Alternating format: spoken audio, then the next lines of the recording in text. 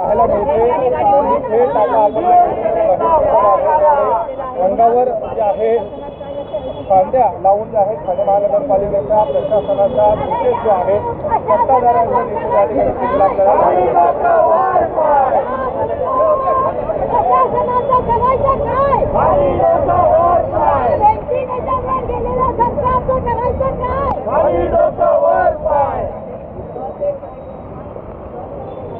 हे चल ना प्रीती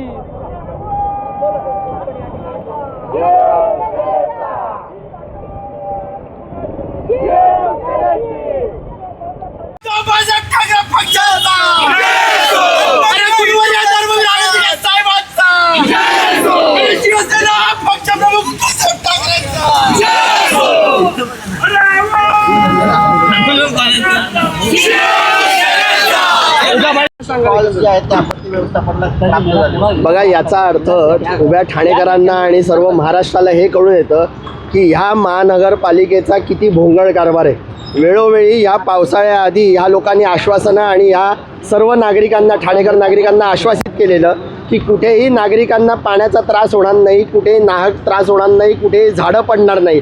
पण जर का आपण बघितलं आणि आपल्याच माध्यमातून लोकांना कळतं आहे की वेळोवेळी ही झाडं पडत आहेत, लोकांचं नुकसान होतं आहे, लोकांच्या गरीब लोकांच्या घरामध्ये पाणी शिरतं आहे.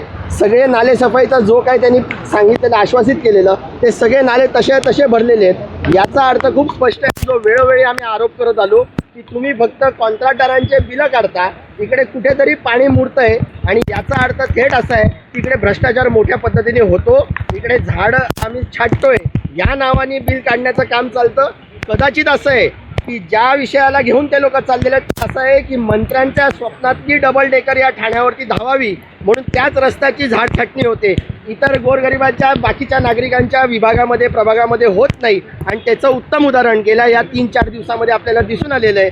आम्ही आज निषेधार्थ महानगरपालिकेच्या आयुक्तांकडे एक निवेदन तर देणारच आहोत, पण आज जे आम्ही प्रतिकात्मक ह्या इकडे आमचे शहर संघटक जे महेश कदम जे ते झाडाच्या स्वरूपात इकडे आलेले आहेत.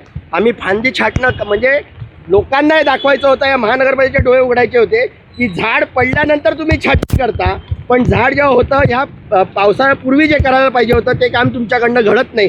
मोठ्या पद्धतीचा भ्रष्टाचार या ठाणे महानगरपालिकेमध्ये होतो आणि स्वतःची जबाबदारी कशी झटकायची हे या सत्ताधाऱ्यांकडनं आपल्याला कळून येतं आणि म्हणून आजचा हा निषेध मोर्चा. मुख्यमंत्रीने जेव्हा मुख्यमंत्री होते तेव्हा सांगितलं मुख्यमंत्रीचं बदलते ठाणे, आता उपमुख्यमंत्री आहे. बदलते ठाणे की डुबते ठाणे? 100% बदलते ठाणे आहे. ठाण्यामध्ये जास्तीत जास्त खड्डे नुसते रस्त्यावर नाही तर फ्लायओव्हरवरती पण दिसतात. ज्या पद्धतीची झाडं अगोदर पडायची नाहीत ती आता झाडं पडायला लागली आहेत. लोकांच्या गाड्यांचा असो, लोक मृत्युमुखी पडत असो. मगाशीच असं दिसू आलं की पोखरणला तो मोठा होर्डिंग पडला. याचा अर्थ असा आहे की महानगरपालिकेकडे कोणत्याही सर्वे नाही, कोणत्याही पद्धतीची अकाउंटेबिलिटी नाही. जेवढ्या डिपार्टमेंटला ज्या पद्धतीने बजेट ॲलोकेट करतात त्या बजेटच्या अनुषंगाने फक्त पैसा खाण्याचं काम होतं, त्या माध्यमातून लोकांची कामं होत नाहीत. अधिकारी वर्ग हा फक्त नावापुरता अधिकारी आणि फक्त ठोकळे त्या खुर्चीवरती बसवलेले आहेत, हा आमचा थेट आरोप आहे.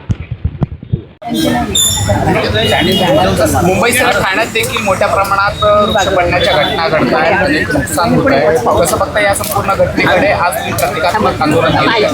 याच घटनेचं प्रशासनाचा निषेध म्हणून आज शिवसेना उद्धव बाळासाहेब ठाकरे या पक्षातर्फे ठाणे जिल्हा शिवसेना शाखेतर्फे सन्माननीय माजी खासदार राजनजी विचारे साहेब असतील, सन्माननीय केदारजी दिघे साहेब असतील, जिल्हा प्रमुख आमचे नरेशजी मणेरा साहेब असतील, अनिलजी गाडवे असतील, संजय तरे असतील, आमच्या सगळ्या महिला आघाडी रणरागिणी यांच्या सगळ्यांच्या वतीने आम्ही प्रशासन निषेध म्हणून ह्या ठाणे महापालिकेतील सगळ्यात भ्रष्ट खातं म्हणजे ओळखलं जातं ते वृक्षप्राधिकरण.